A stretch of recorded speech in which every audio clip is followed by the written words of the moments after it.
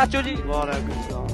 चाचू जी आपको पता है व्हाट्सएप की प्राइवेसी चेंज कर दी है, तो हुकूमत व्हाट्सएप बंद करने का सोच रही है, इसके बारे में आपका क्या रिव्यू है?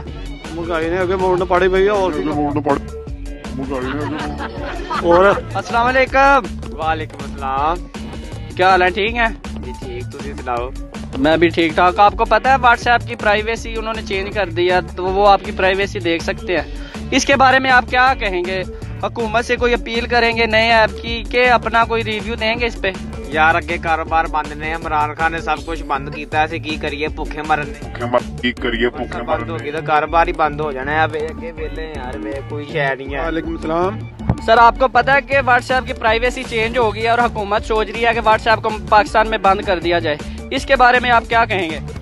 ये भाजी बंद होगी ना ते गरीब गुरबे ने मर ਸਾਡੇ ਕੋ ਆਟਾ ਲਿਆ ਨਹੀਂ ਜਾਂਦਾ, ਐਂ ਤੇ ਲੋਕੀ ਖੁਦਕੁਸ਼ੀਆਂ ਕਰਨ ਦੇ ਹੁਣ। ਇਹ ਬੰਦ ਹੋ ਗਈ, ਲੋਕਾਂ ਦੇ ਸਾਰੇ ਕਾਰੋਬਾਰ ਬੰਦ ਹੋ ਜਾਣੇ। ਤੁਹਾਡੀ ਮਿਹਰਬਾਨੀ ਹੁਕੂਮਤ ਦੀ, ਆ ਬੰਦ ਨਾ ਕਰਿਆ ਜੇ, ਅਸੀਂ ਅੱਗੇ ਮਰ ਚੱਲੇ ਆ ਉਤੋਂ, ਹੁਣ ਤੁਸੀਂ WhatsApp ਬੰਦ ਕਰਕੇ ਸਾਨੂੰ ਮਾਰੂਗਾ। अस्सलाम वालेकुम। ਵਾਲੇਕੁਮ ਸਲਾਮ।